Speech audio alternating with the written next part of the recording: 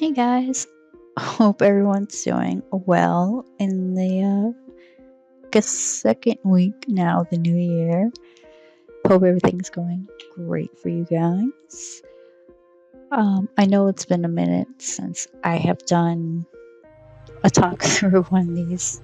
Sorry about that. I got sick for most of December and it was not fun, but all better now. Able to do one of these, so let's get started. Um, Thinking of doing a kind of a fort today. And normally, I have these trees in the foreground standing upstream, but I'm gonna make them diagonal today to add a bit more intrigue and make it a bit more fun. So we're gonna have the trees kind of splitting open. You know what I mean by like just two diagonal going separate ways. So we can get a nice peek into this forest.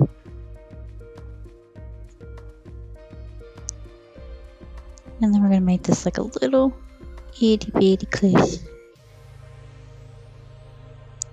Same on this side. So sort of a bit of symmetry I'm gonna have here.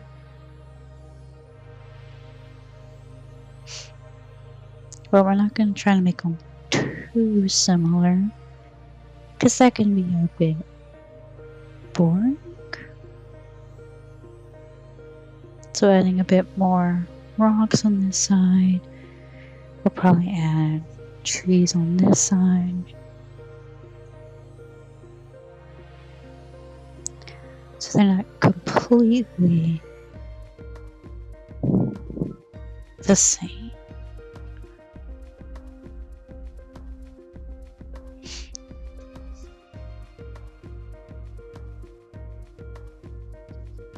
And usually when I'm drawing trees, I don't worry about drawing in the branches just yet. I say that for when I'm painting. Now, if I were going to send off to like a client or something, I would. Just because it adds more of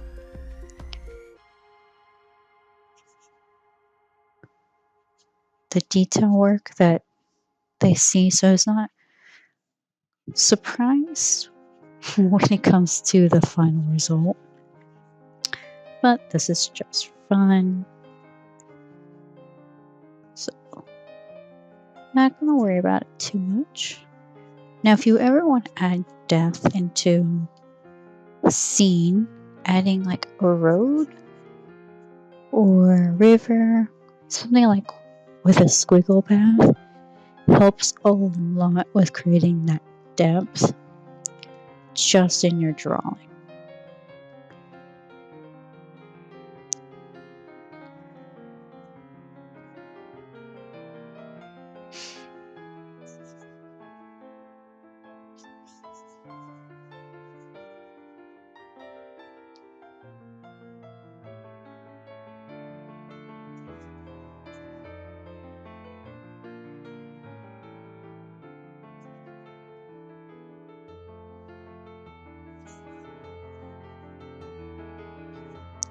And the fun part about sketching is you can just go nuts and just try to establish how you want this to look without having to worry about too many details.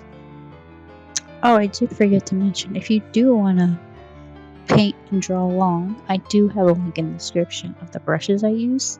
Free to download, free to use. Go nuts, have fun.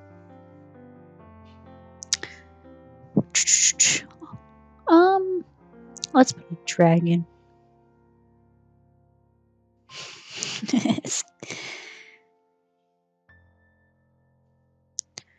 So, yep, that's a dragon. Don't worry, we'll put a lot more detail into them when we're painting. But like I said, usually when you are doing the initial sketch, don't worry about details right now. You can always go in and tighten it up, and that's what you can start worrying about. Making sure everything's nice and clean and easy to decipher. So, alright, we're gonna do like a morning sky. So I got blue, and we're gonna put a small gradient of a bit of pink. That's a pink.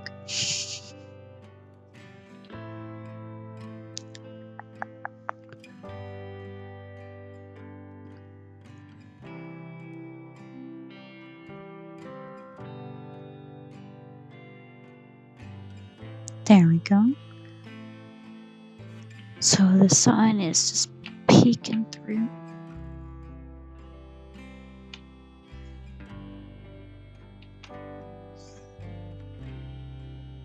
I love using this gradient tool to help create with the atmosphere and the sky. It's a good tool. Just not how you spell clouds.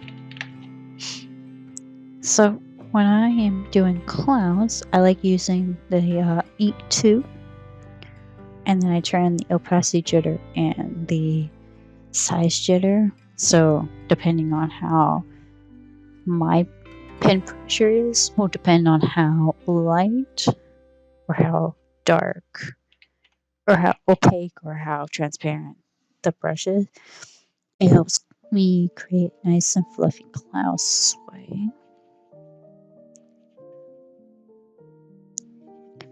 Because clouds blend into the sky a bit.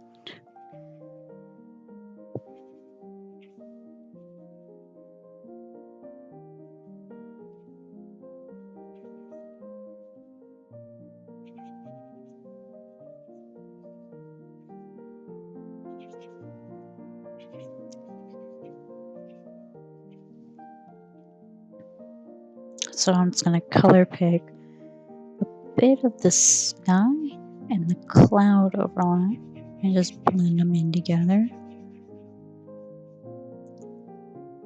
Now usually when blending, I go in a circular motion. It helps mix the colors a bit better, and I'm not pressing as hard, so it's not a sharp turn. It kind of eases into the transition of the colors.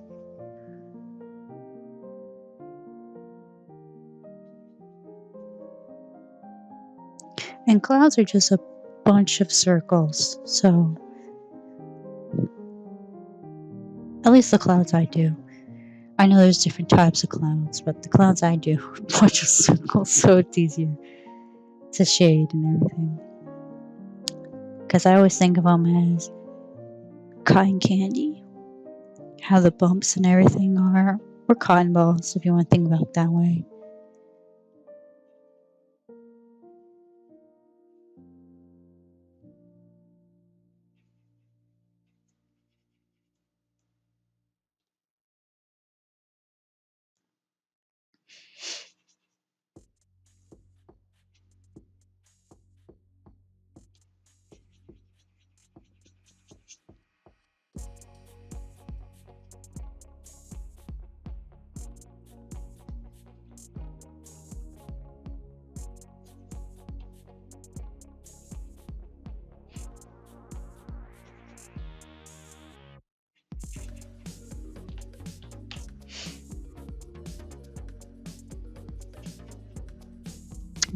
Alright.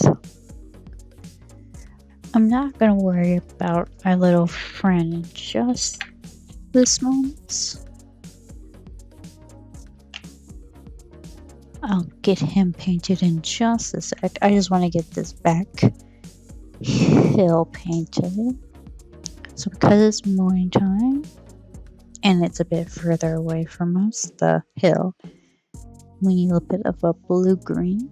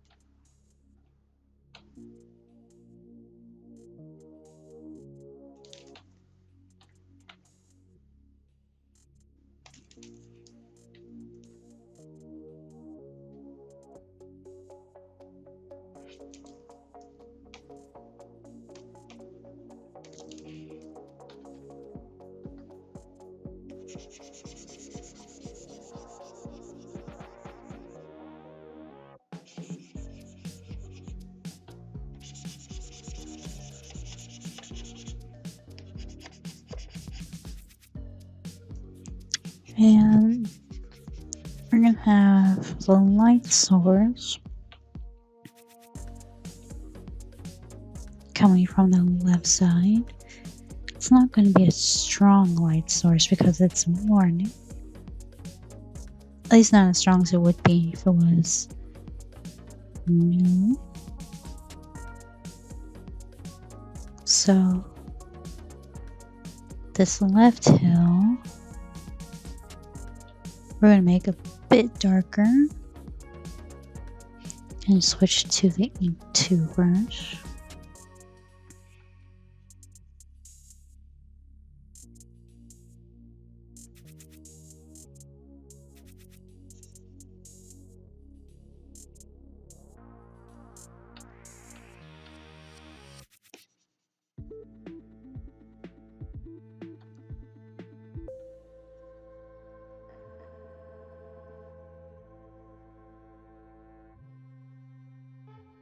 There we go. So now we need to put a bit more of highlights on this grass, mainly towards the top here, because as the sun's coming in, it's just going to be hitting here. It's not going to be able to hit below because the left hill will be casting a shadow on it. So a bit lighter for the darkest on here.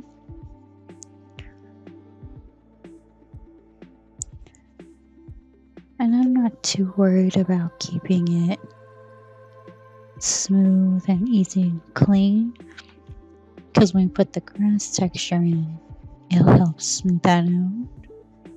Turn these opacities on. Pen brushes on. But just enough to give this color variation. And if you ever want to change the opacity of your brush up here really quick, if you just hit your numbers on the top, it will switch between whatever. So if you want a 40%, you hit 4. If you want 80%, you hit 8. If you want 100, you hit 0. 1 is 10. You get it. And if you hit 2 numbers really quick, like 76, it'll change to a 76.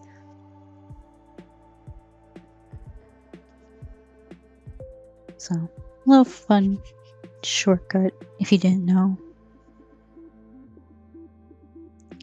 And how I do quick color picks is I'm just holding Alt instead of having to go here, down here, switching between the brush and the color pick. I can just do it with a quick key and not having to switch between the two.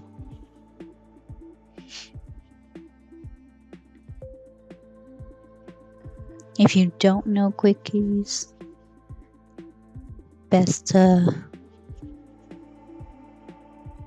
get familiar and learn them, because they will help you save a bit of time, so you don't have to keep searching for a certain tool on your toolbar, especially if it's something you use a lot. It's like the brush tool would be B. If you everyone uses the move tool, it's V.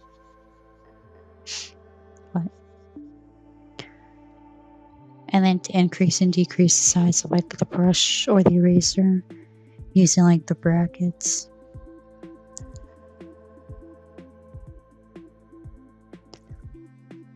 Saves a bit. Now, even though it's in shadow, it does have a bit of light. It's not going to be as bright as it is over here, but a bit of a light.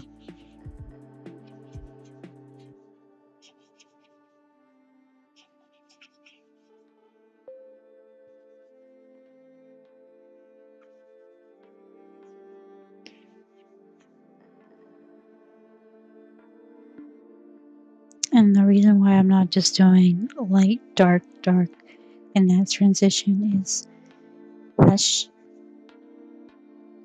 not how you would see grass typically. I know I do it sometimes, but it makes it more interesting if you have it all mixed up together. Because you have like these nooks and crannies inside of hills and grasses, grass plains.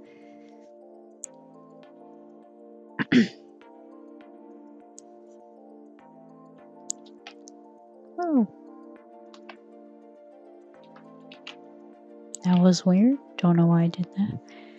Alright, now we're gonna do our little dragon friend.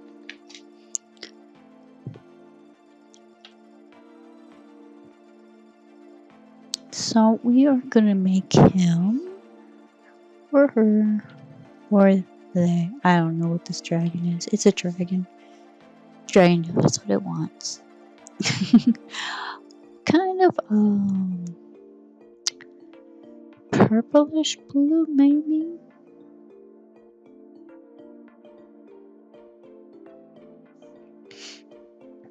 Now for this, I'm gonna turn my smoothing on to 100.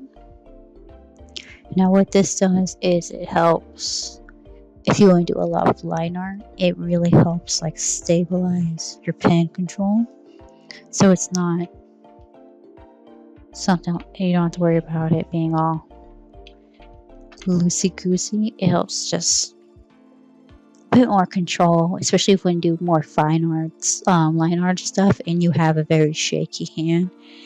Turning on your smoothing to 100 really helps slow it down, so you're able to do that nice, precise line art. Just make sure you turn it off if you're trying to do something that doesn't require that, because you'll be so puzzled as to why it's moving so slow. You'll think it's something wrong with your computer. Now the reason why I'm doing for this is I'm able to just do the body in one fell swoop.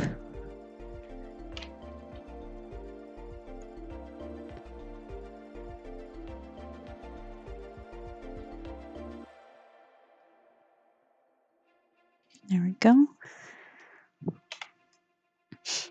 And then the head.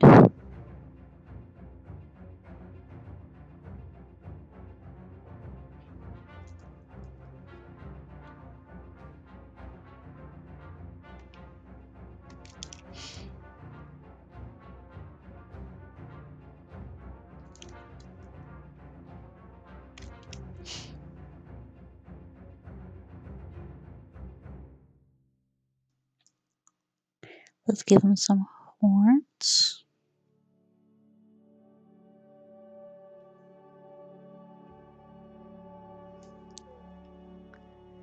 And an eye.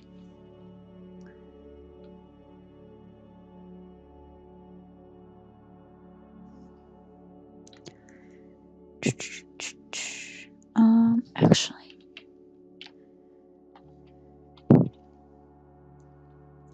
let's give him a bit of shading. Try clean this up a bit.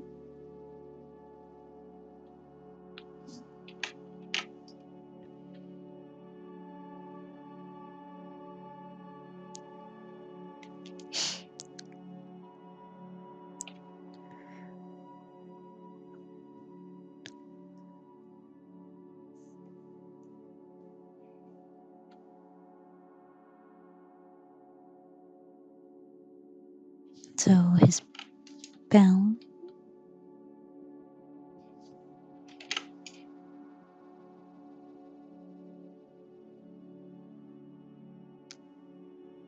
And this will help convey the movement. Because as it's moving, it's twisting and turning, so you're not going to see the stomach on all the same side. So it'll help with that nice twist and turn.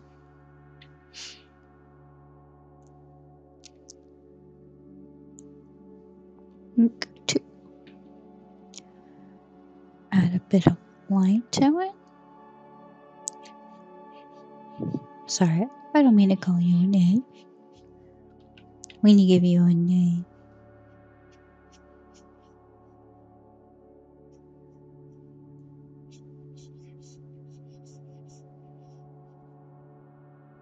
I'm not good with naming things.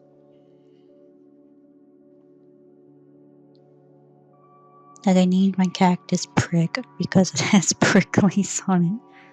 Yeah, I'm not good with naming.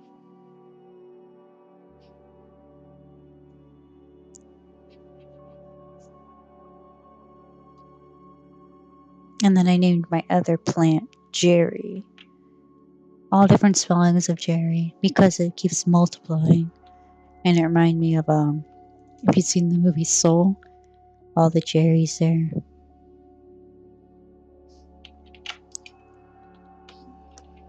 Your eye's too big. There we go. Meh. Let's give you some whiskers. Make you more of an Eastern dragon because they're much cooler.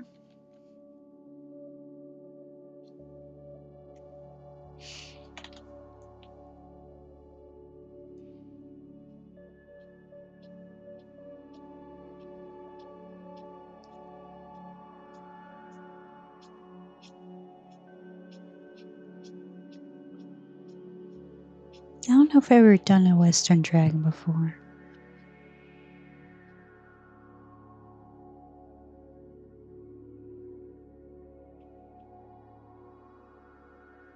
There we go.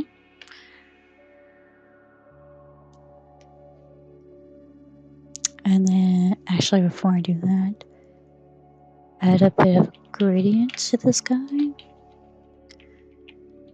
This will help with atmosphere and set our little friend back into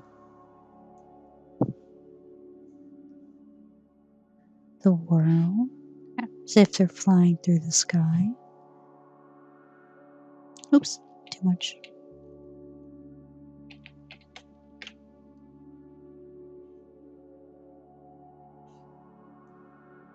There we go.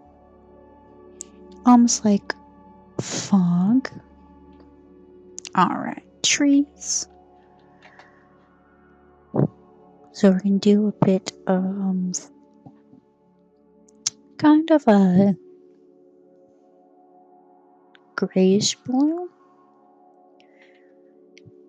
The trees are going to be a bit back more.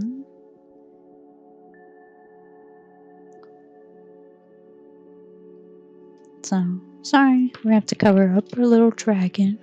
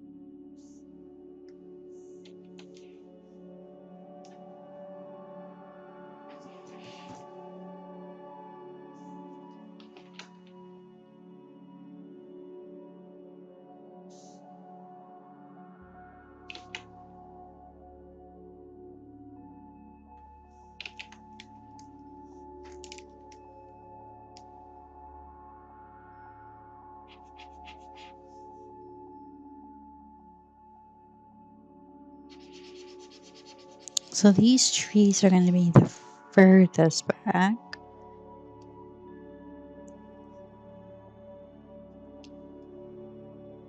Oops.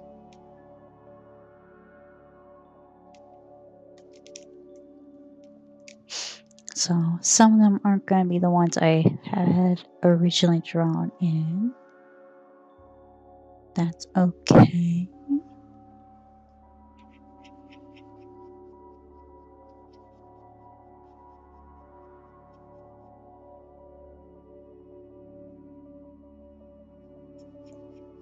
I'm actually going to put these behind the hill.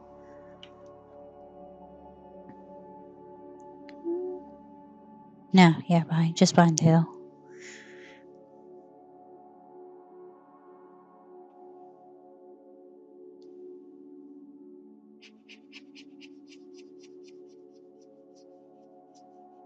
And we're just going to make these kind of silhouettes.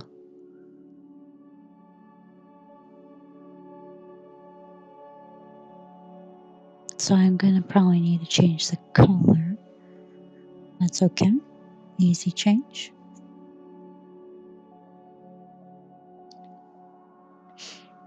And then the next row of trees we do,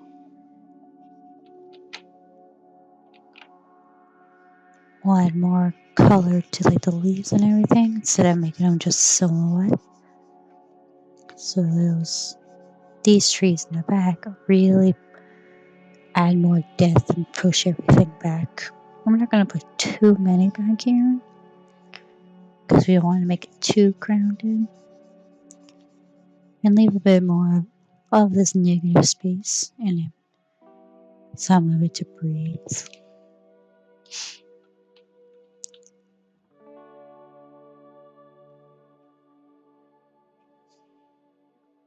And I'm not changing the color right now, just so I can get everything in and established, and then I can go ahead and add the coloring change to it.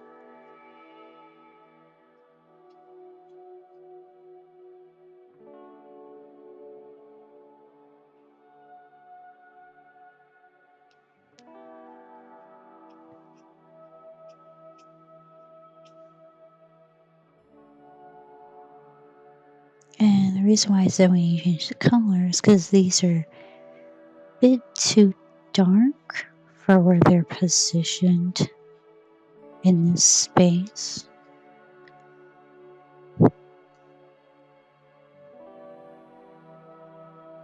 So I kind of feel like they don't belong at the moment. But we'll get them to feel belong.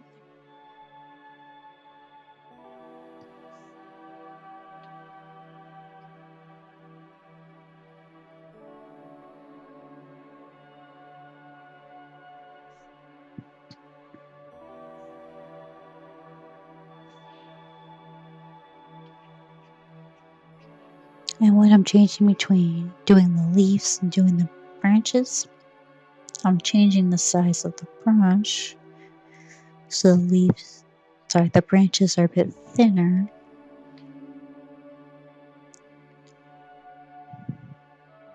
And I can make the leaves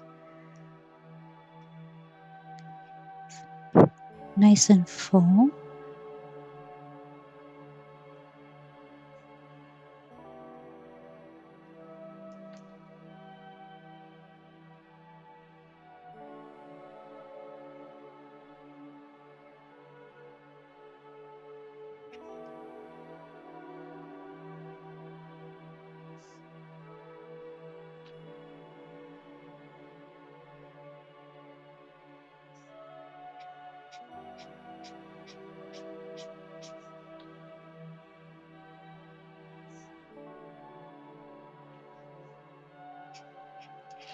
And then we'll add a gradient to these as well, just like we did to our little friend, to help with the atmosphere, make them all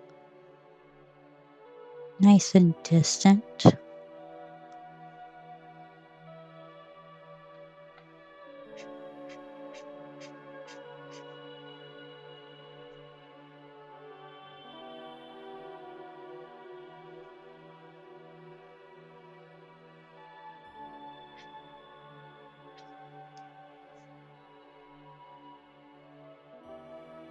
Alright, don't forget to save. I have lost countless projects because Photoshop or After Effects has crashed on me and I forgot to save. There we go. So it's just slightly darker than our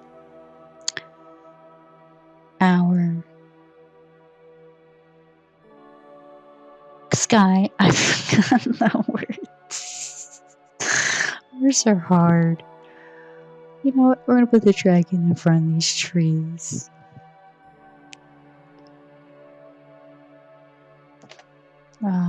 Great. It's the same thing we did with the dragon. A lighter color.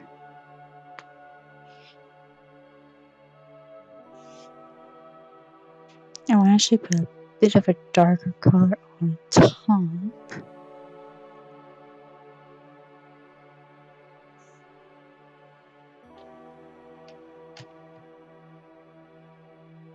Like so. There we go.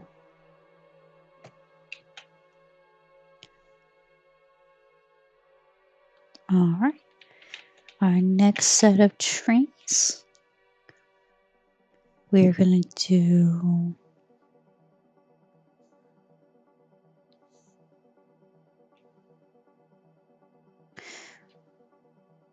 a bit of a purplish color. But that's too dark. So let's line up a bit.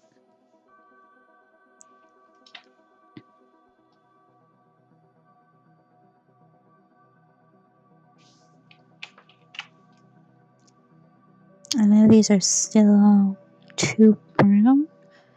We'll just put a nice little blue layer on top and lower the opacity. And voila, we got pushed back a bit.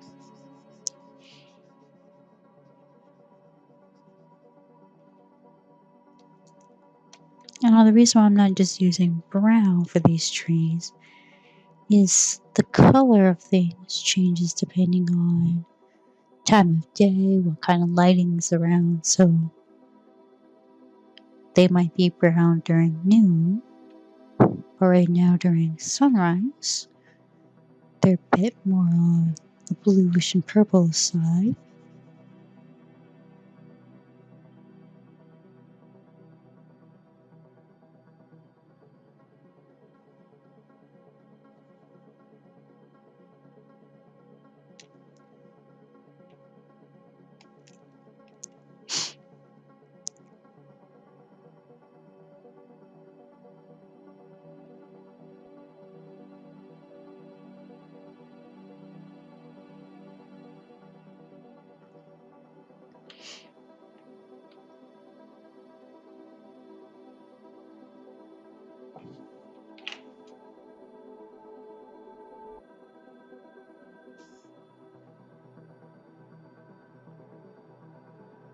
And I'm not worried if the tree's not perfectly parallel because they're organic, so they're going to have a bit more sway to them.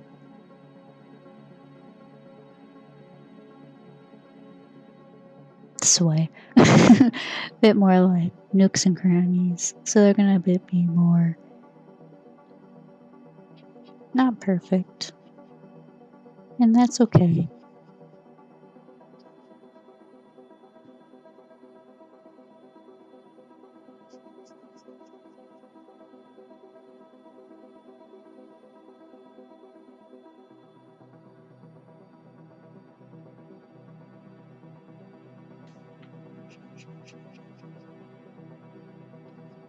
Gives the trees a bit more personality.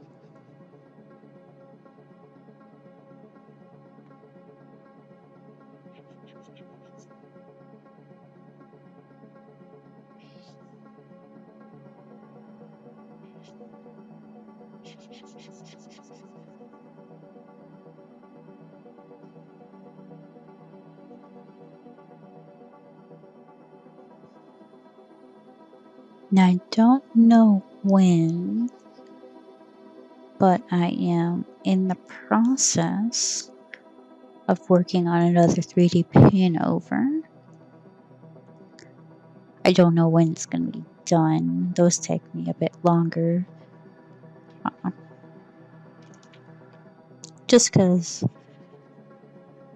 I spend a lot more time on detail work than I do like with these.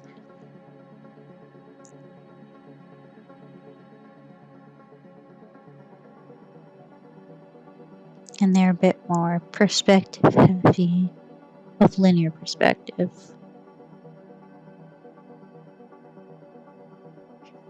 So hopefully soon.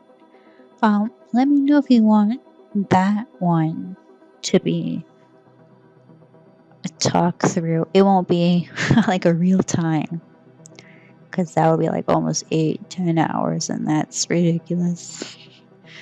Which is like the time lapse version.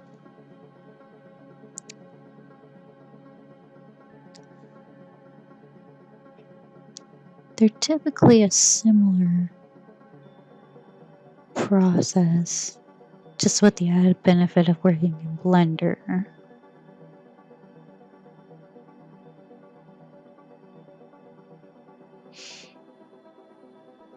And the reason why I'm not doing the leaves at the same time as these branches is because they're a bit closer. So we're going to make the leaves an actual leaf colors, differentiating from the tree part, which is called the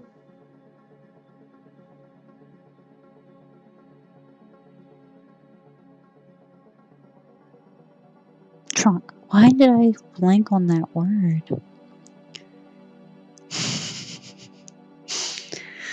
I was trying to say that for myself and I blinked.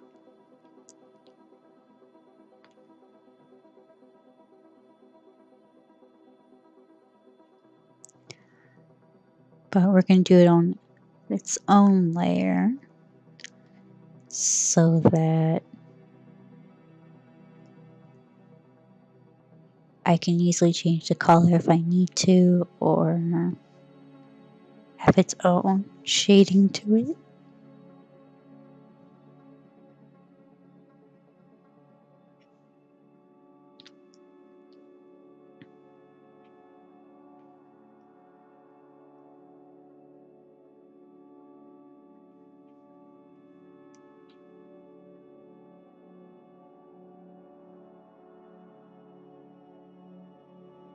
And when doing branches, have fun.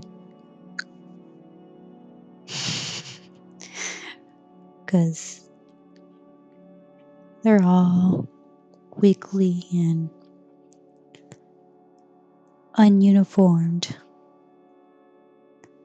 So have fun.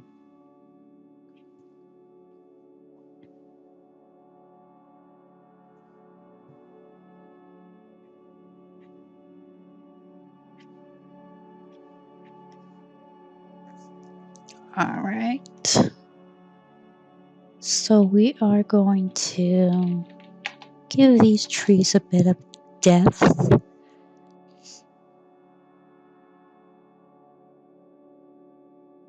So adding a bit of light, shadow, atmosphere. Oh, whole shindig.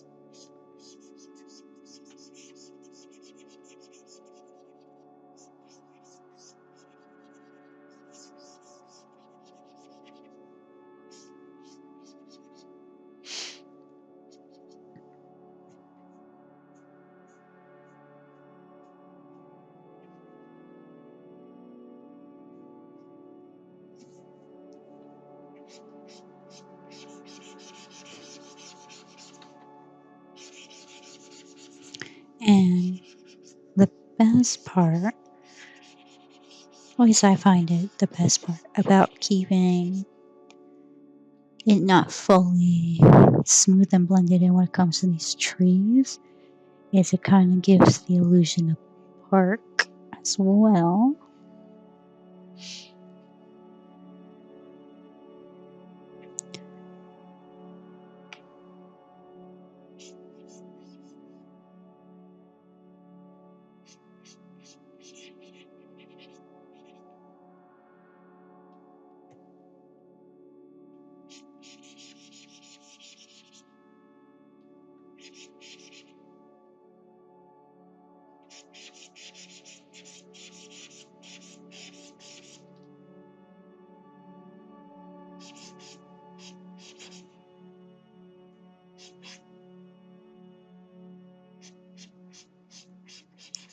So to make this look kind of cylindrical, give it rounded.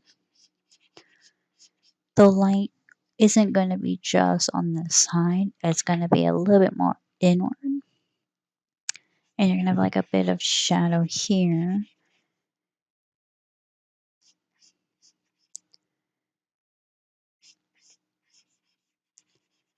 Now, if the light was like coming off right here,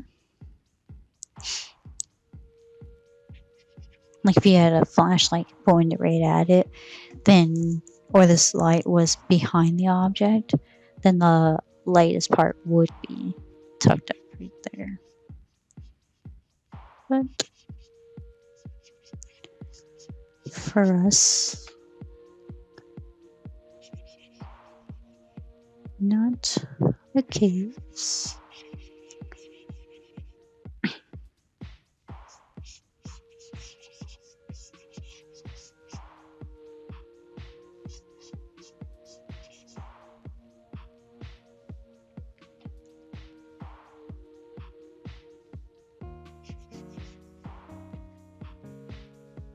And I tend to forget that too.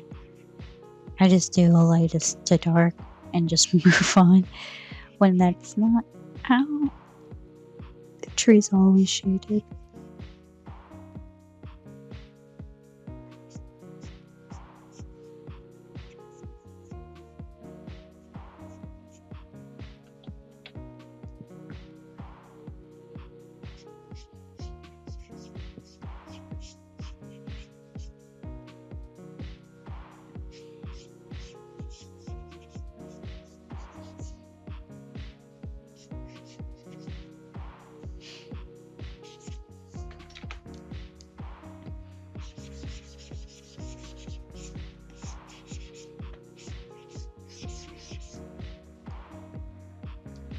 If you ever want to practice how an object would be shaded, you can grab something similar. So, for instance, a tree would grab something cylindrical like a cup, usually an opaque cup, because if you do a transparent cup, it's not gonna help you because the light's just gonna pass right through. But you just move the light around and see how the light affects that object.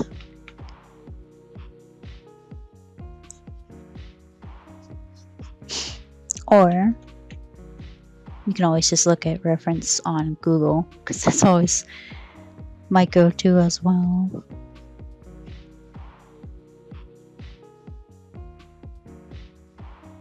But when I was starting out, I would just grab objects similar and try to learn.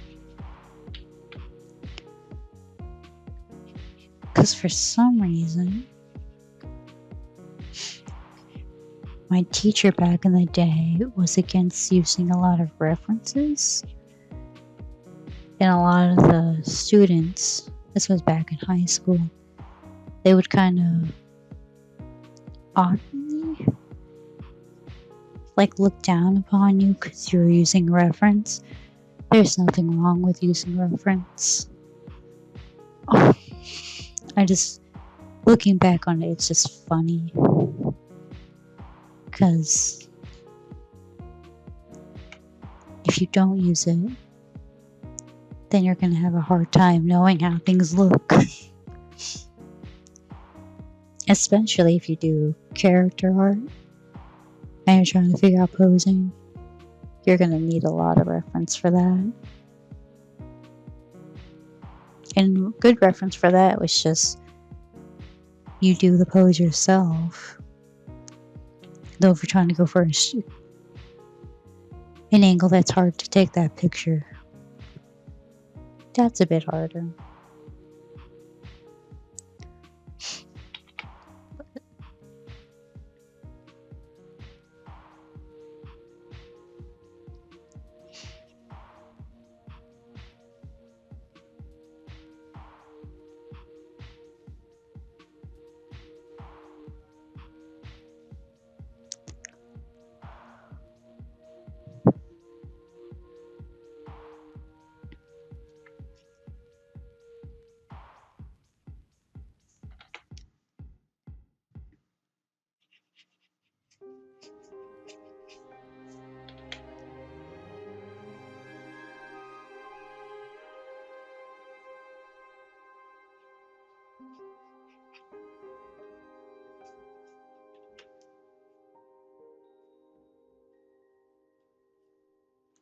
Okay.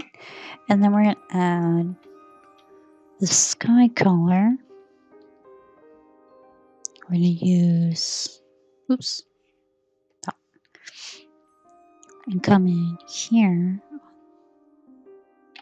this side. We're just going to let it lighter because the sky is going to be hitting this side of the tree.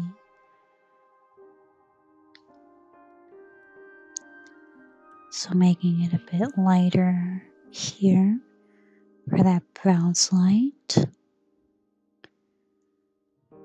Boop.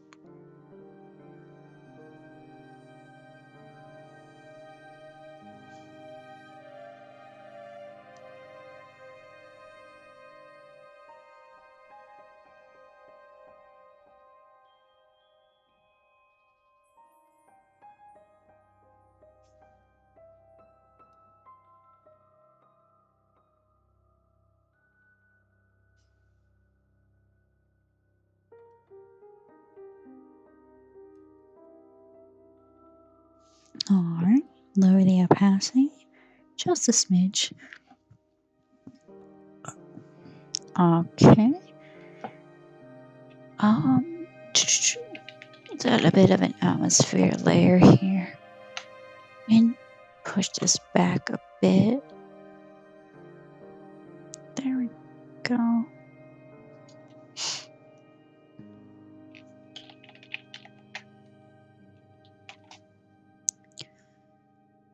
Leaves.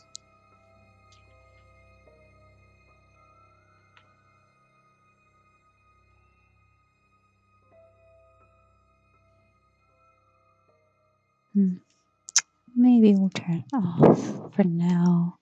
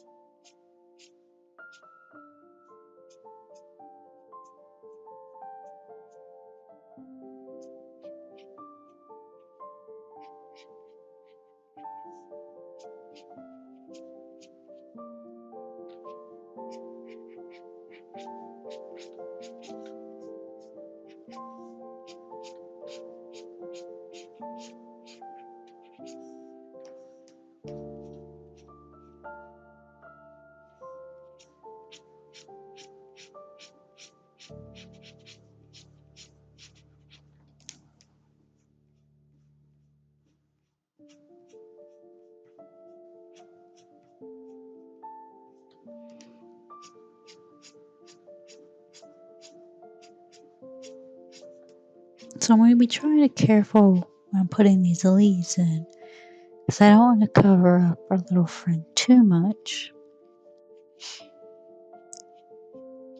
But I don't want to completely leave him uncovered, because then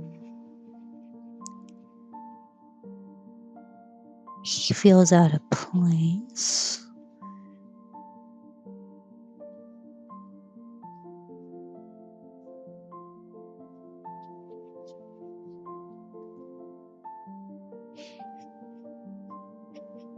A delicate balance.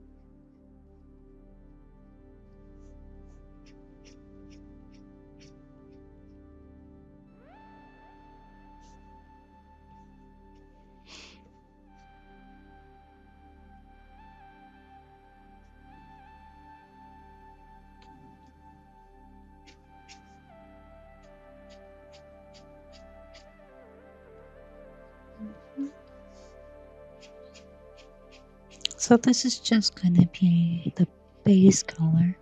We'll go in like how we have been, adding the shadows and the lights, just to establish the placement of the leaves.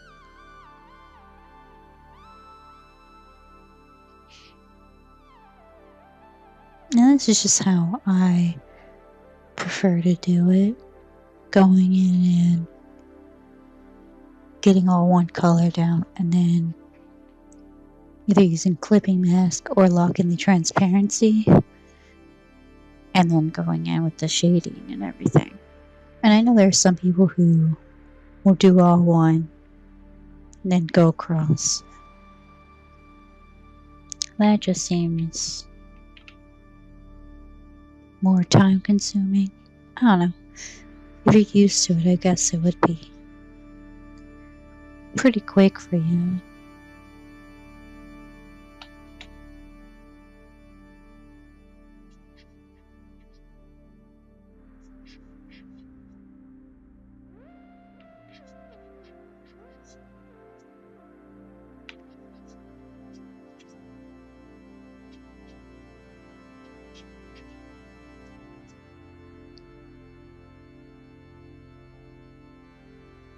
Now the leaves on the right side of the tree are going to be darker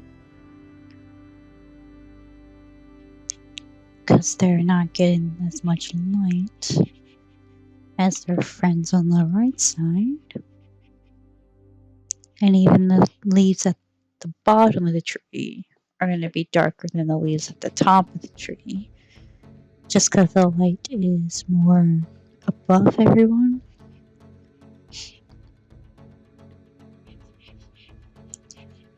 So the leaves at the top are going to be casting a shadow, the leaves at the bottom.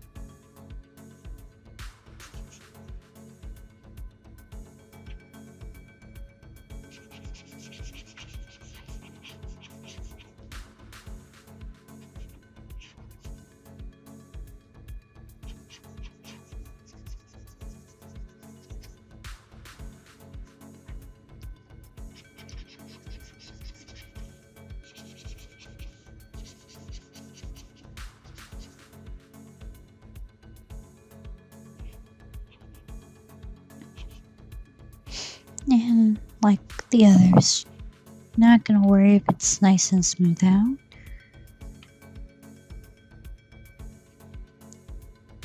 because I'll give a bit more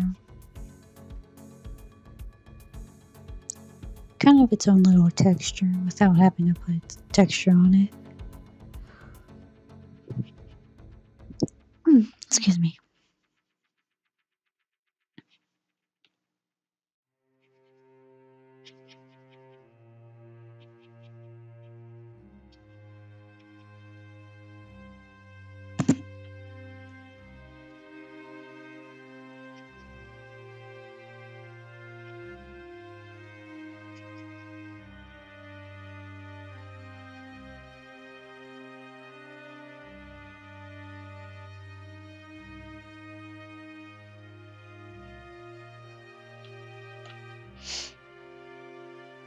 Okay, and then we're gonna put some cast shadows.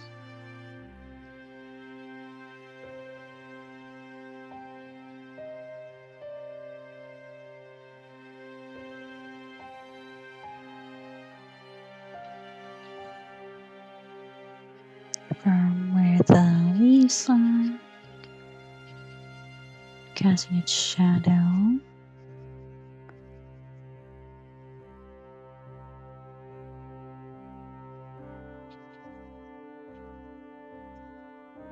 And I feel like these trees are a bit too dark for where they're positioned. So I'll change that color in a sec.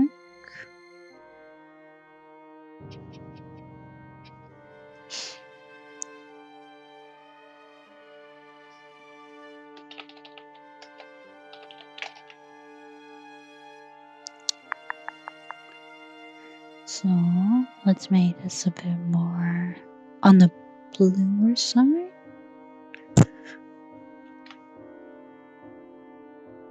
And just doing the color layer on top.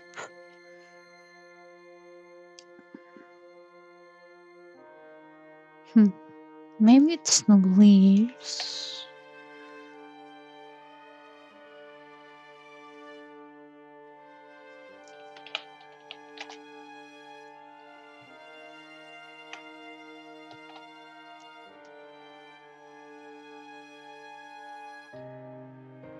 That looks a bit better. More blue leaves.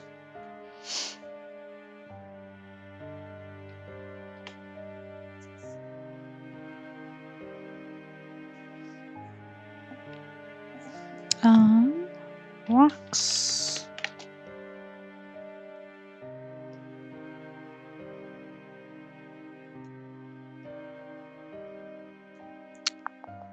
Let's do blue-gray.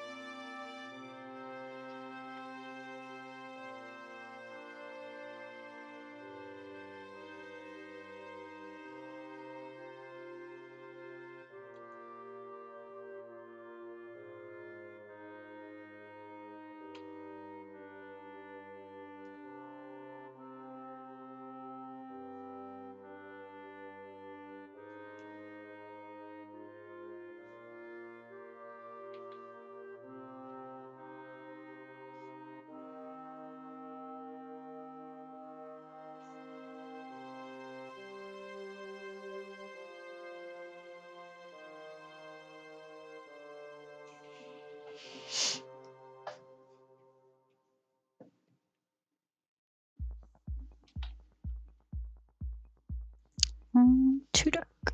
There we go.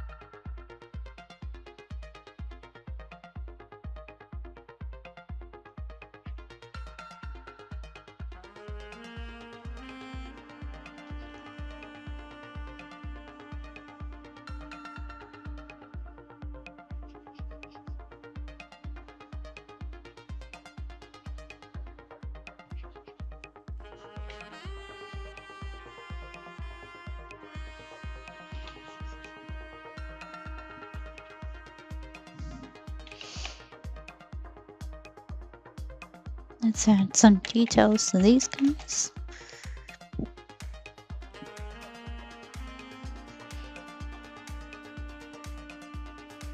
Oh, I need to add those to the trees.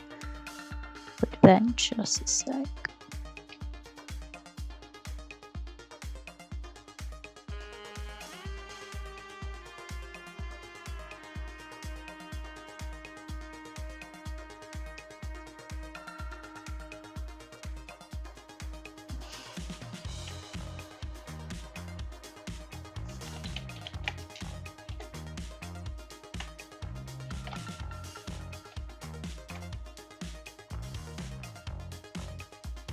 Alright, let's do that to the trees real quick.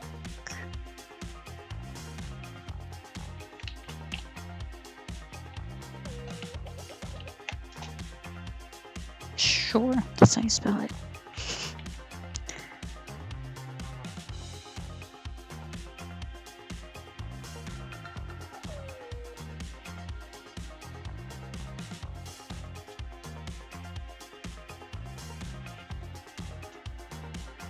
Just get these guys.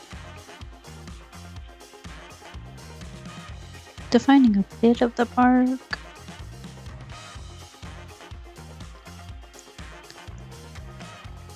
Just a bit.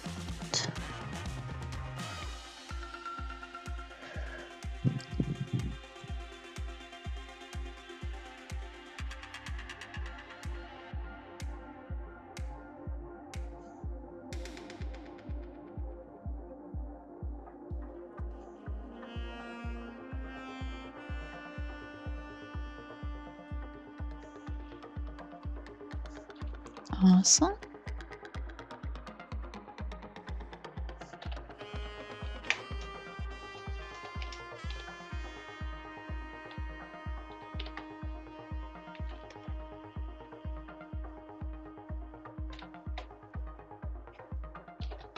There we go.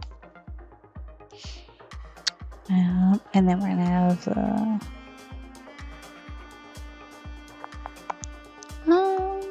I guess they'll be the front row trees, so this will be texture then of the ornaments.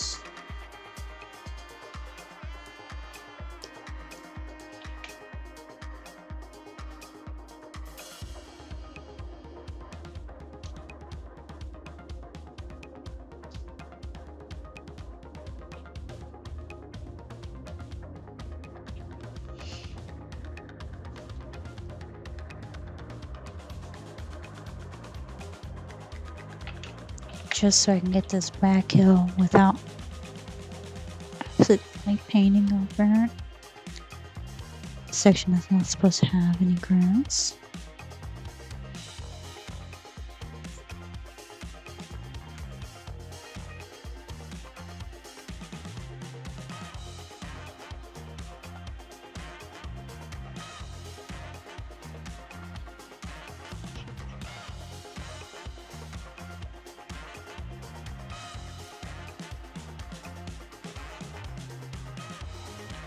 No.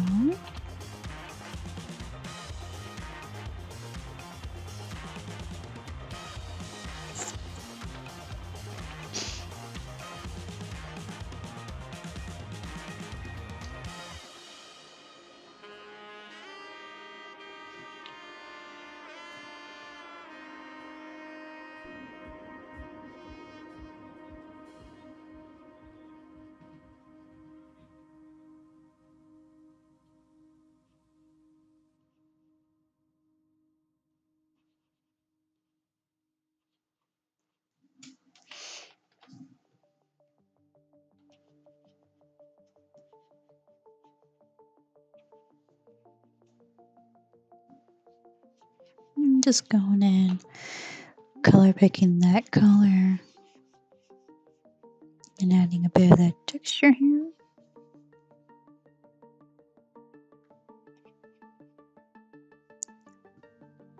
Giving the rocks and the trees a sense of grounding.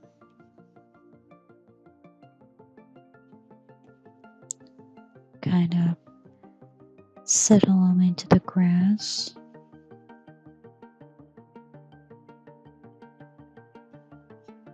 Have a bit of the grass traveling up the tree, kind of moss-like.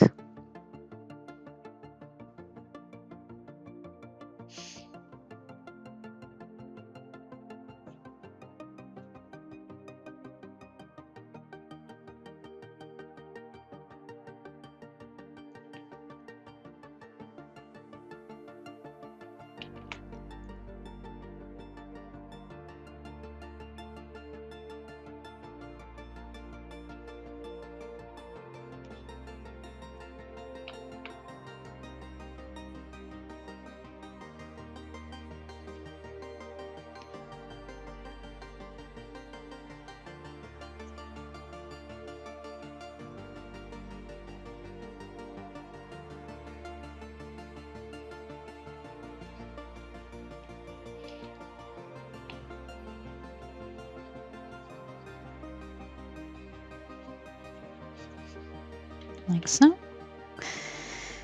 And then we need to add the cast shadow of the trees onto the ground. So what I'm gonna do is turn off the text really quick, because I can just do the cast shadow on the ground, duplicate that layer, and clip it to the texture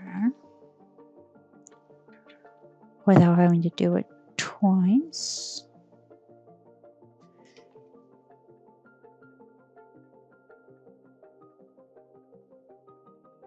And we're just gonna have the shadow following the lay of the land, because the shadow's not gonna be straight like that. It's going to curve, it's gonna follow whatever the shadow is being cast onto. And if it changes across, like so, when we do the path, the shadow is going to shift just so slightly.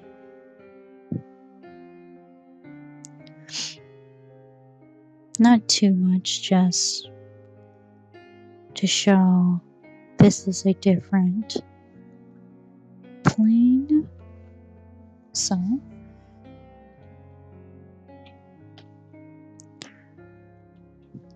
what do you do?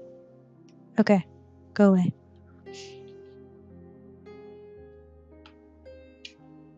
So we'll duplicate that cast shadow and do it onto the texture. We do need to clean this up a bit.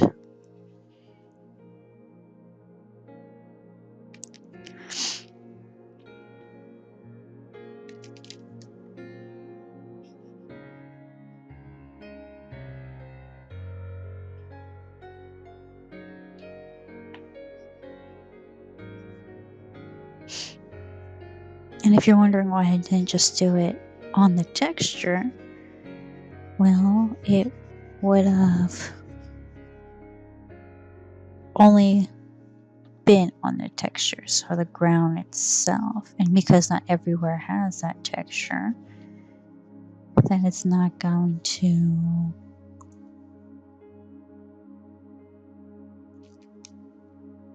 show up.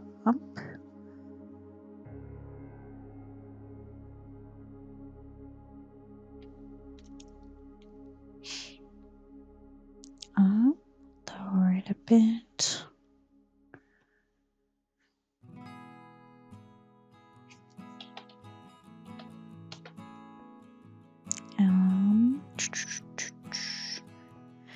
The rocks from where the trees are cast in the shadow.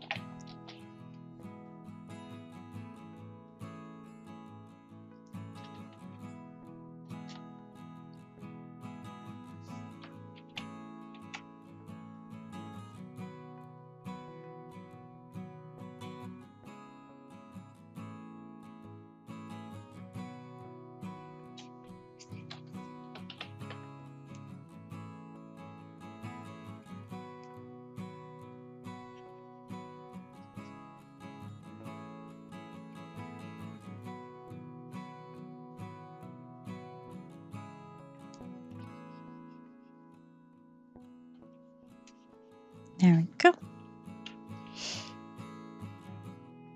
And then we'll do the front hill. So we're gonna make this one a little bit more on the green side and slightly darker.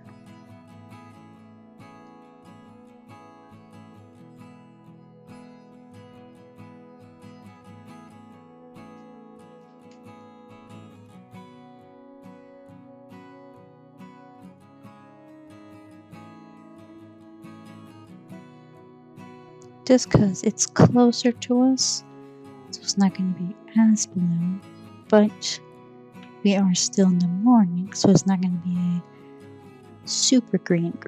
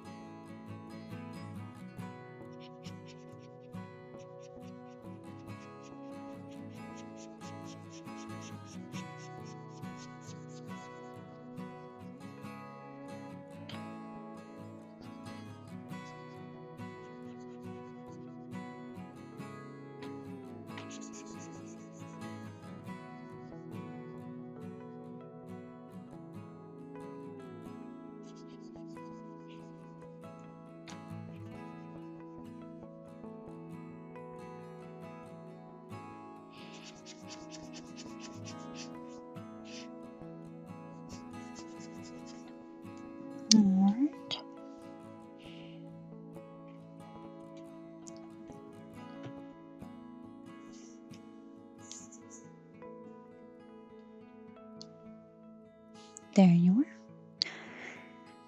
And same as that we did on the back hill. Except these are kind of both be on the darker side. There we go. Actually, I might need to make these a bit more blue. Yeah. There we go.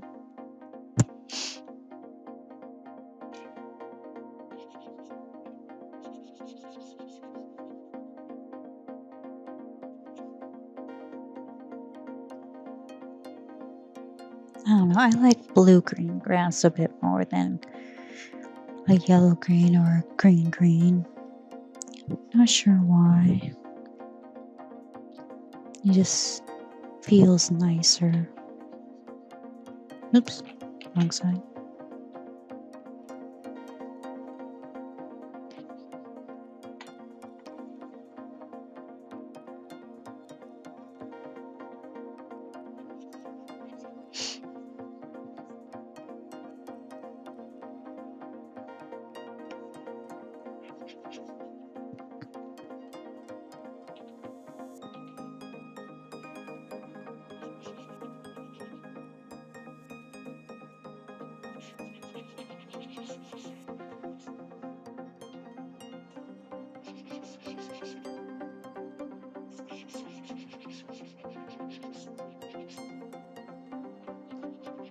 And you guys know the drill. Just blend it in.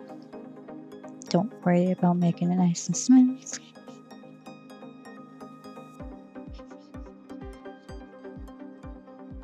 I mean, if you want to, you can.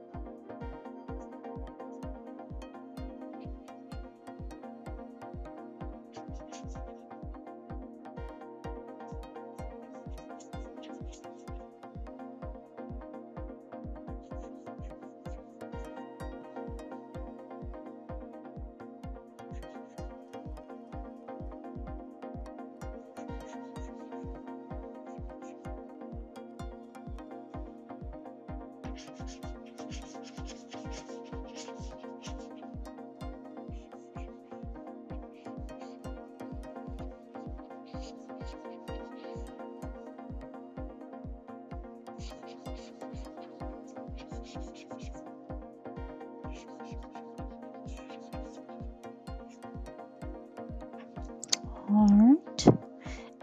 A tree.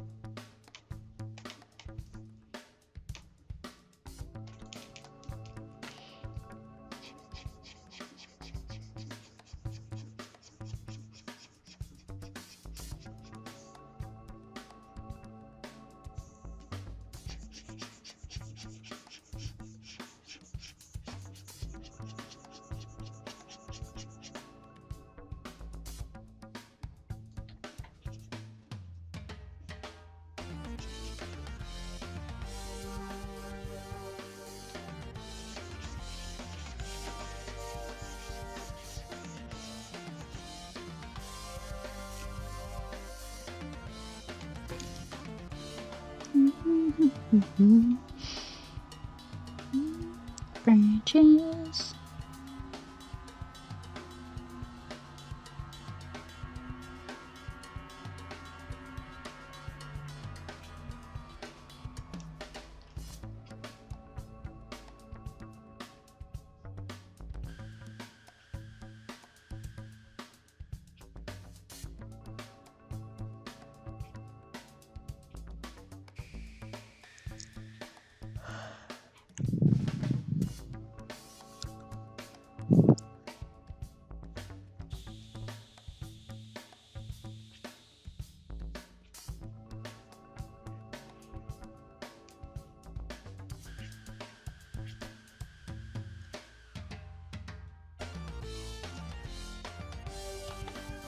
Alright, and because we have so many trees overlapping each other, to make this as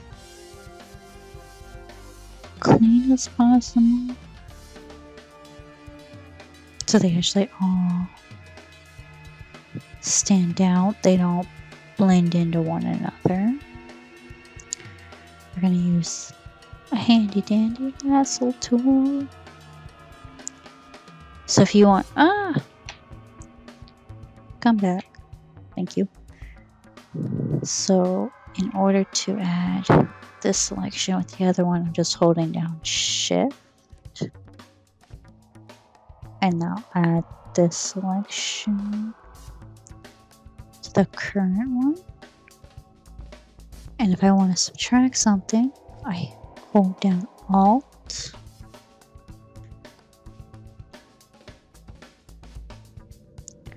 and then I'll remove that selection.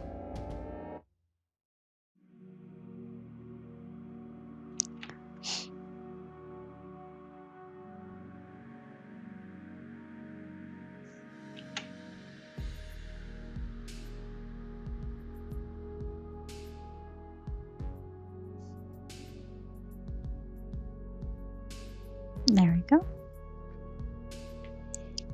And if I want to toggle between working in this selection to working on the other trees, holding Control Alt I, Control Shift I, will invert the selection. So now we'll be painting on what we didn't select. And if you just want to go back, it's the same thing, Control Shift I.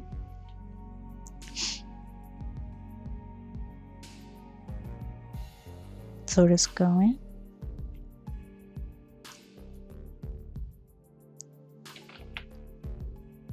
And this will help us so they don't all blend into one another and they all just be their own little tree. They are.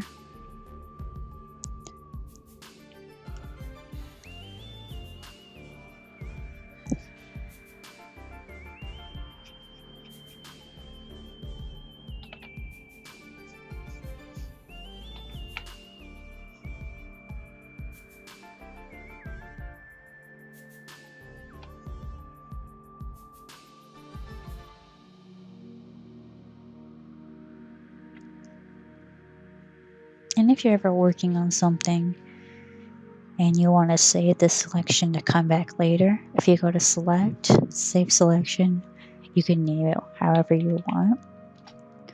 And if you go to your channels here and just hit control, you can reselect what you saved as. I typically have it here because I do have a lot of save selections. If you ever want to add it, if you go to window, it'll be under here for channels, and then it'll just pop up and you can just connect it. Selections have saved me so much.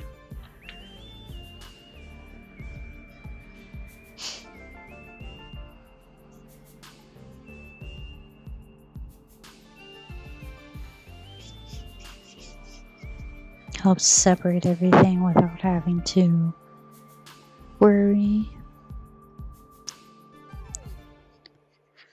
If I go over,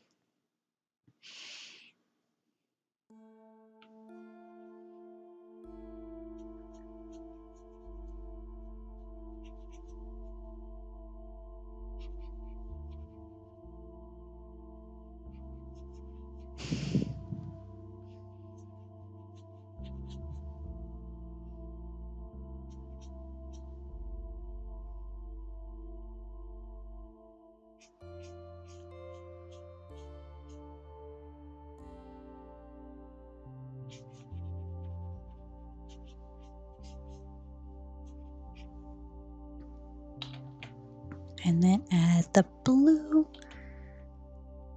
Sorry.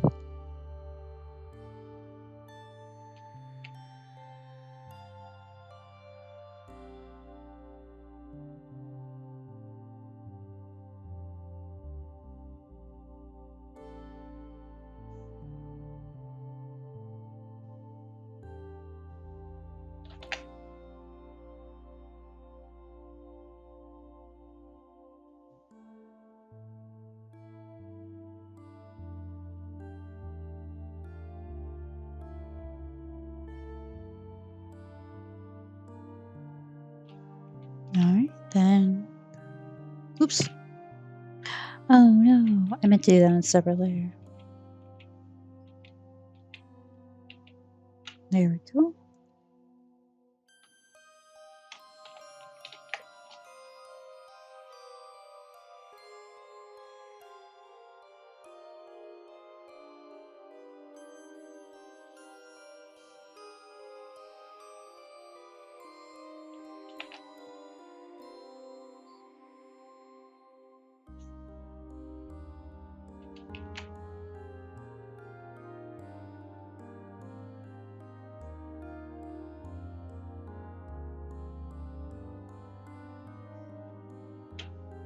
There we go. And then let's do the bark detail. Eat us.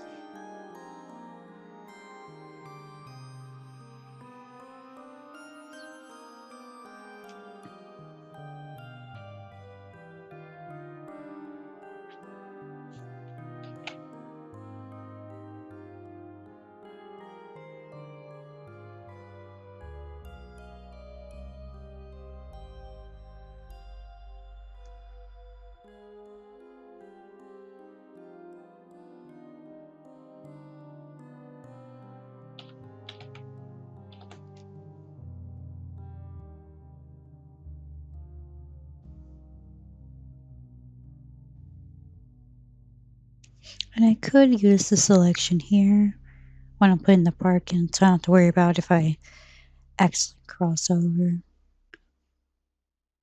But if it happens, it happens.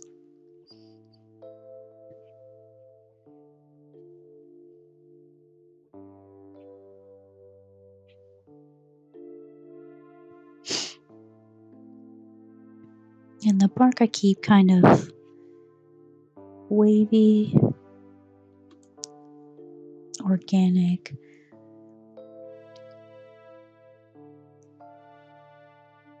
If you ever seen bark kind of close up the grain, it kind of swirls in on itself.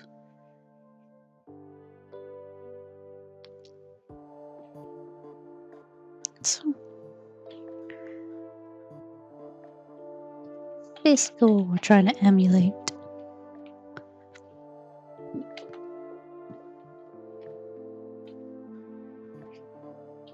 There we go. And then it's time for the leaves.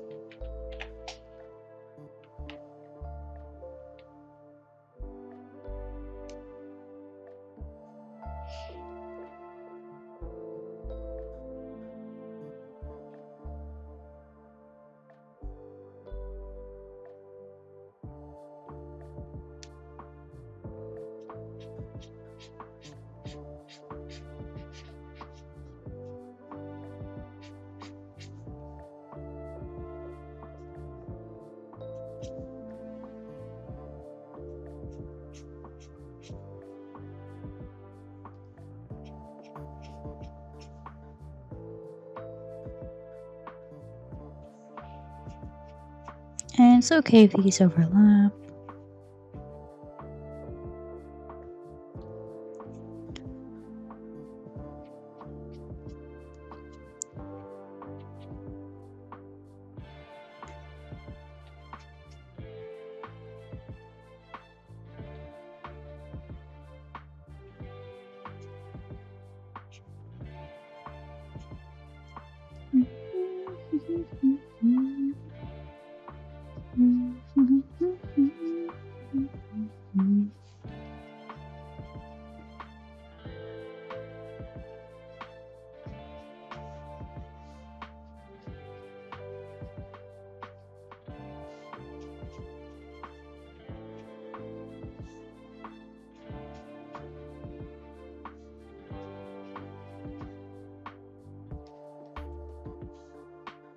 All right.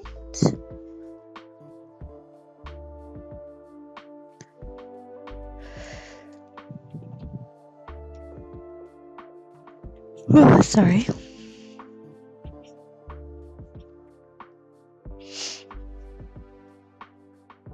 I'll probably make some coffee before I head off to work.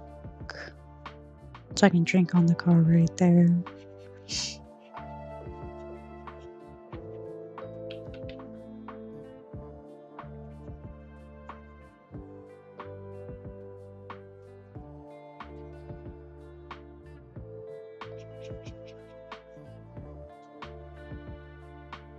But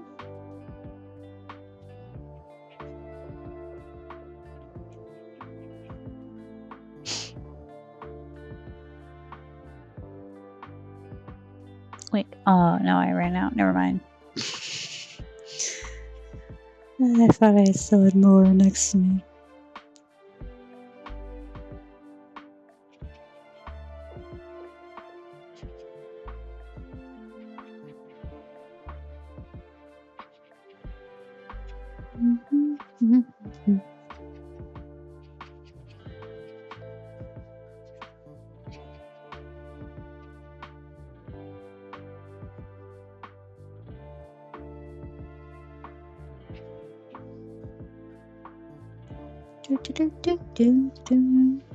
Cast shadows.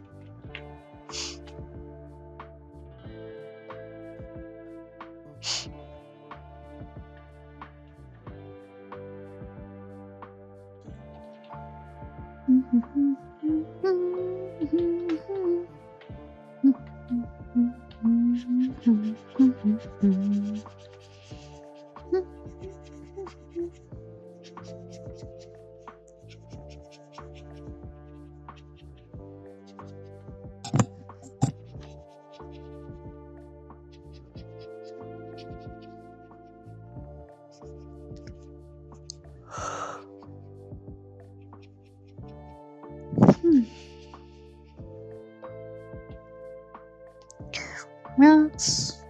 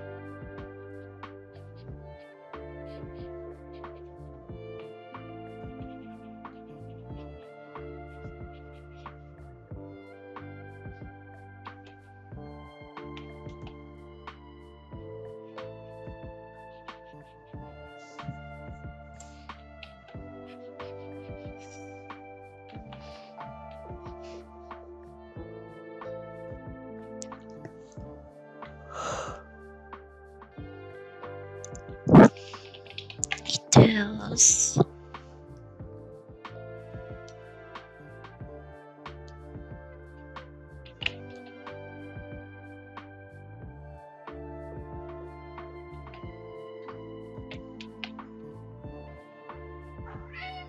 Nice, Guido.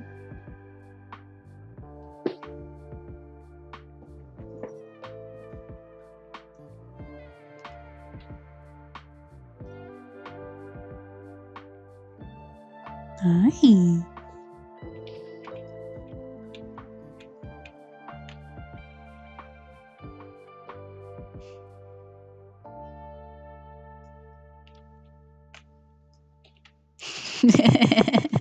What are you doing?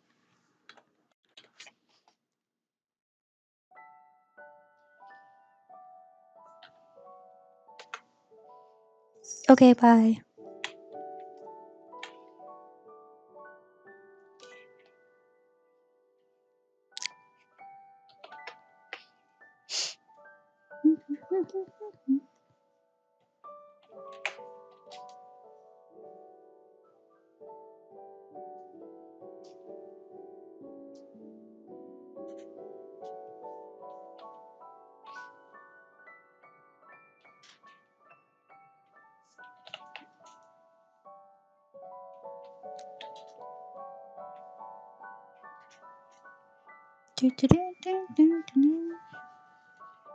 It's the same thing I did on the last hill. Just doing it again.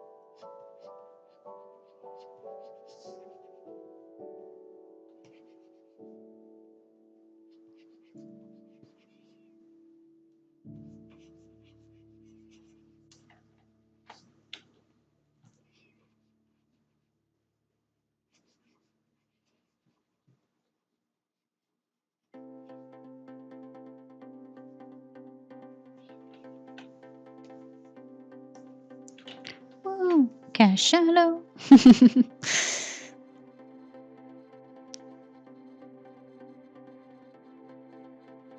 Hi, Tigger. What you up to?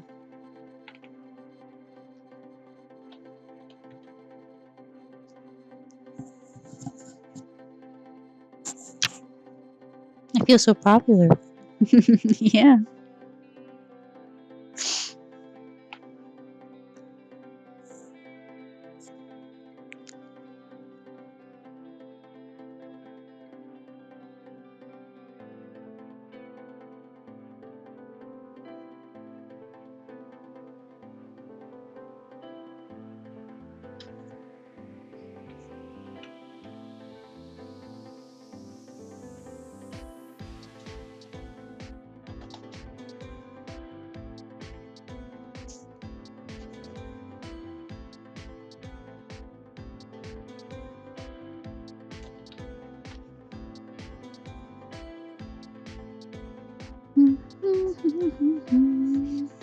There we go.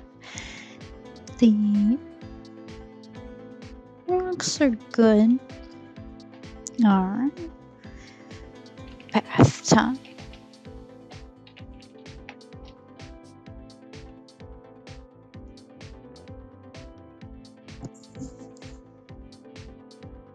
Oops.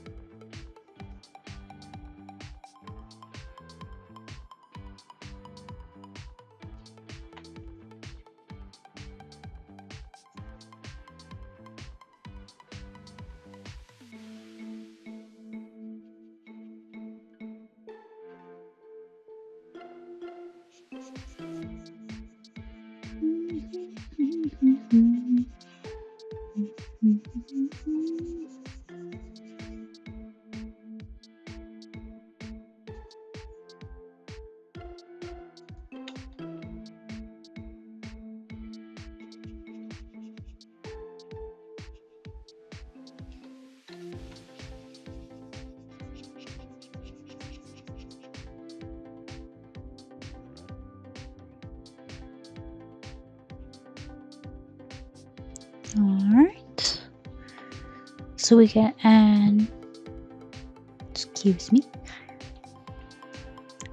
a bit lighter in the back here.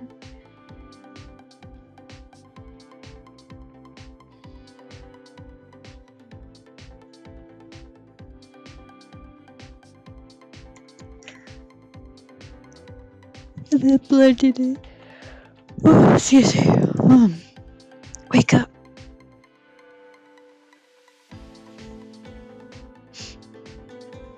Not gonna worry about the shadows underneath the dip here. Just want to get this base established really quick.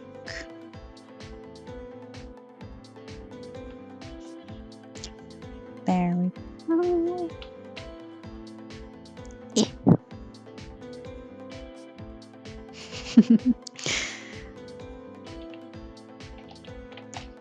So underneath this little ledge is gonna be darker.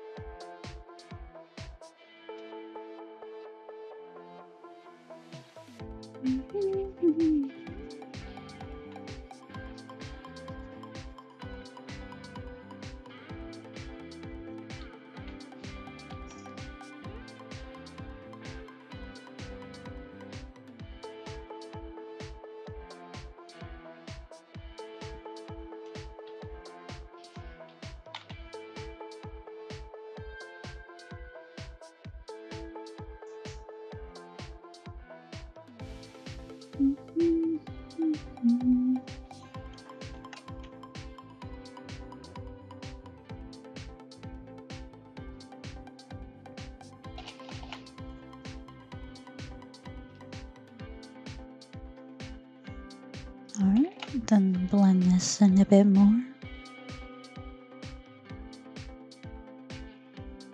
And we're gonna kind of go a semicircle here to kind of give that illusion of it being a tiny little cliff.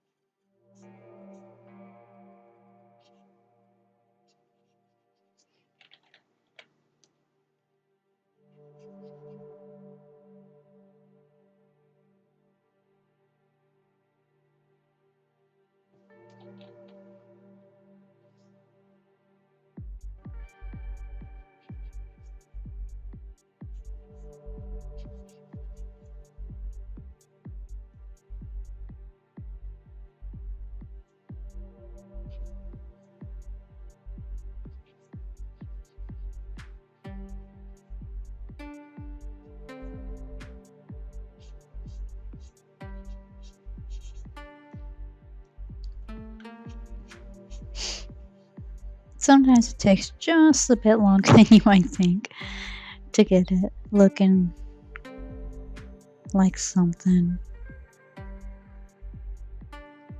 That's the fun part about environments. It takes a bit longer than you might think. Sometimes you just gotta keep going, and then poof, you have something.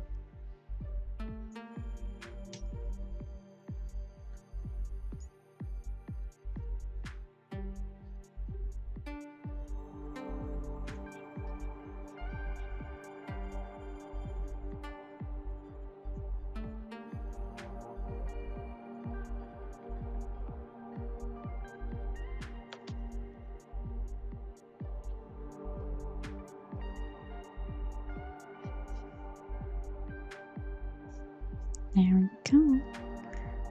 Alright, we're gonna add a bit line details here.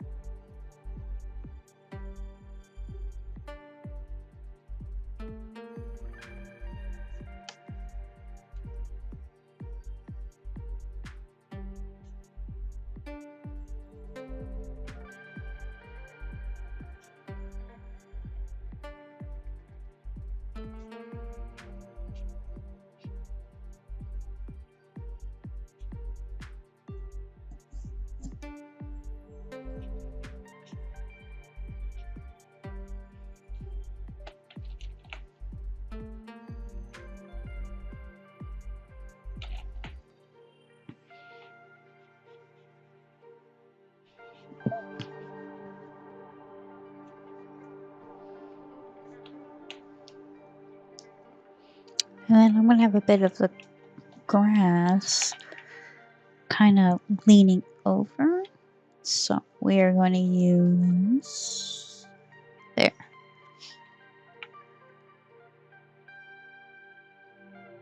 So kind of pushing it over.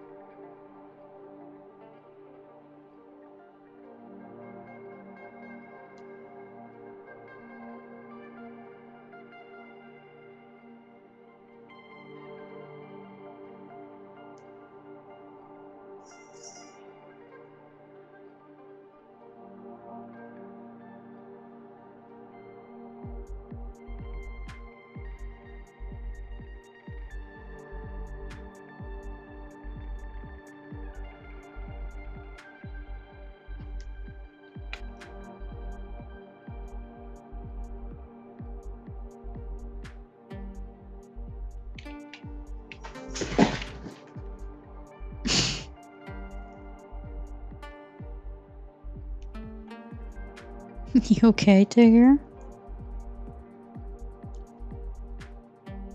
Alright. And then cast shadows.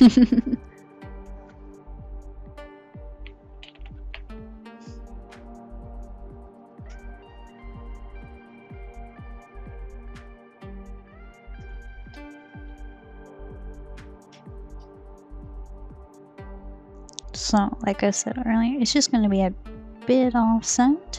It's not going to be perfectly lined up when you do these shadows because they're changing planes. But it still follows how it lays out. There we go.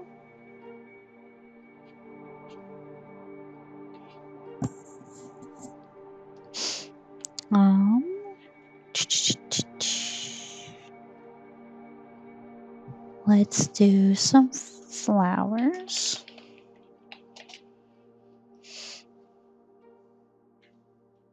Oops.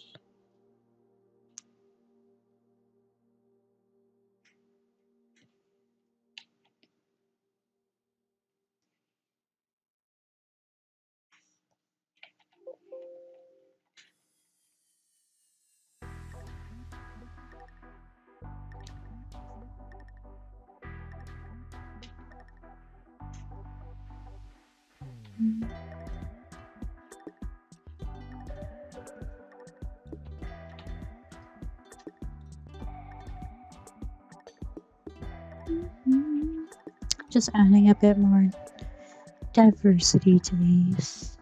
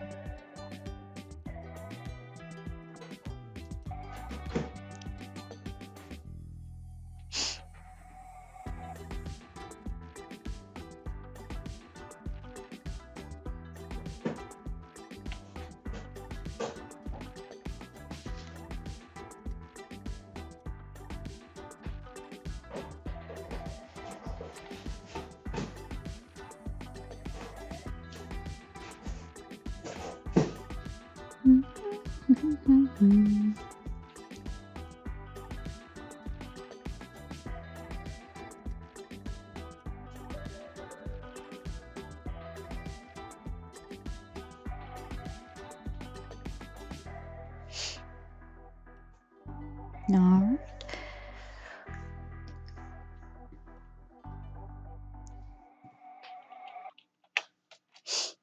So I'm going to add,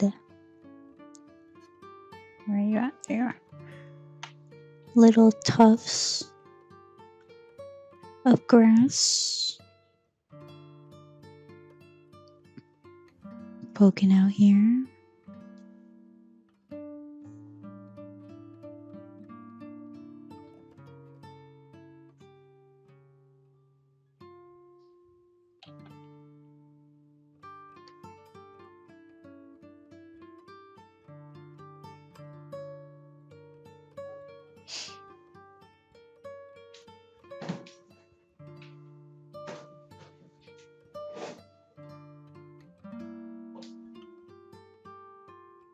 There we go.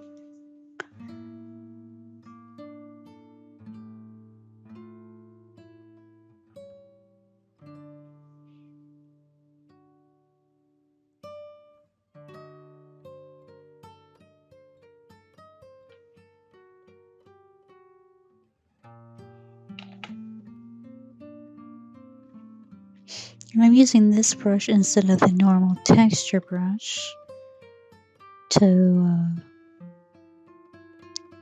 have a bit more control, because I just want a few areas to have these little tufts.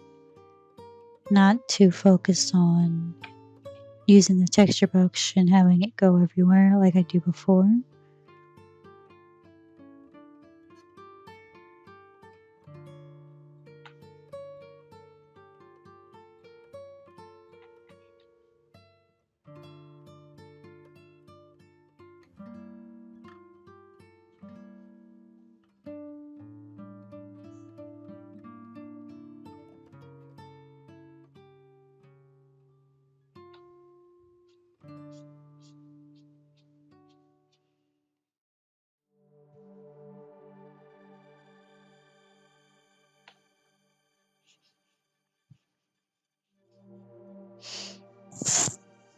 Hi, Tigger.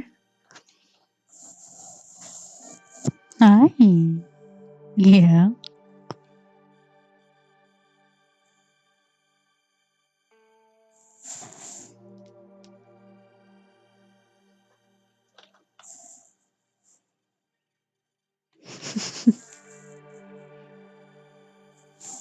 Nice.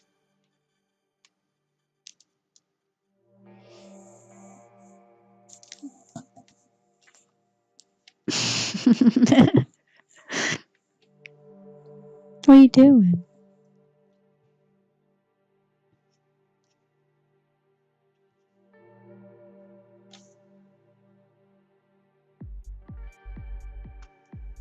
And then atmosphere. Just I'll push everything back a bit.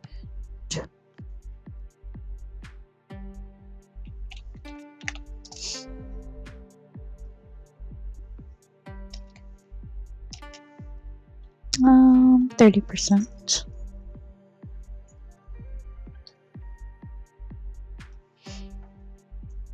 Right, the path.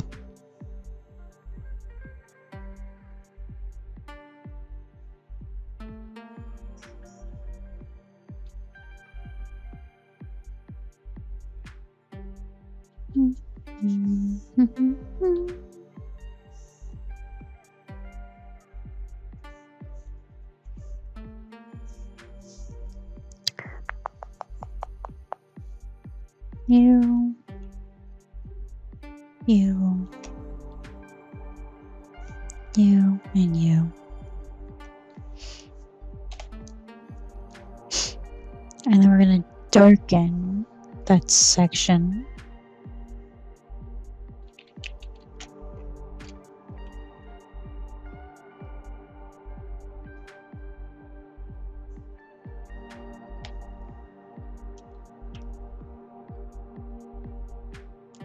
There we go.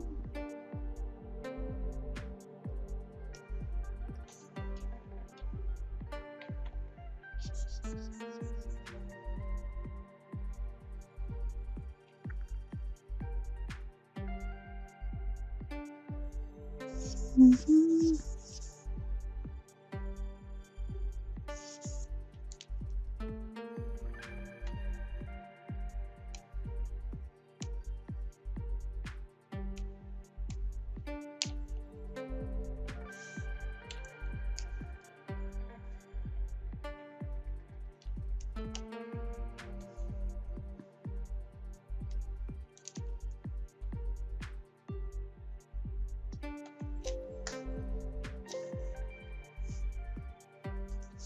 Yeah. There we go. I don't know what you were doing, bud.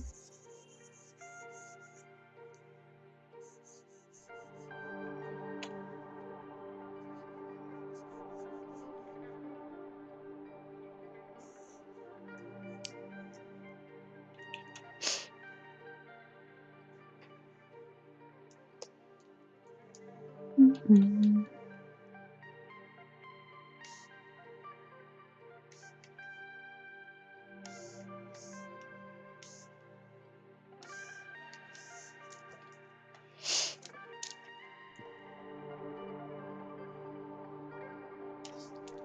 No.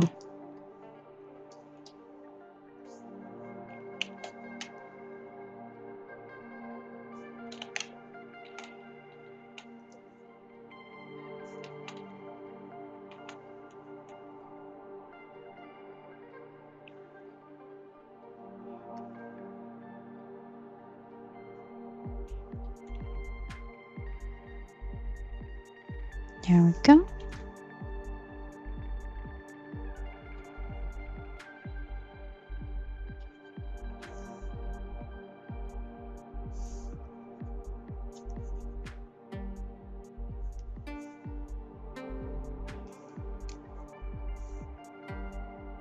Alrighty. That will do it for this one today.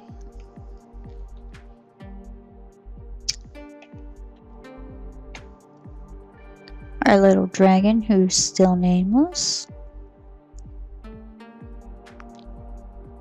24. There we go. Alright. Well, thank you guys so much for watching. I hope this helps, someone. I hope to see you guys again soon. Have a wonderful day. And, yeah. Bye.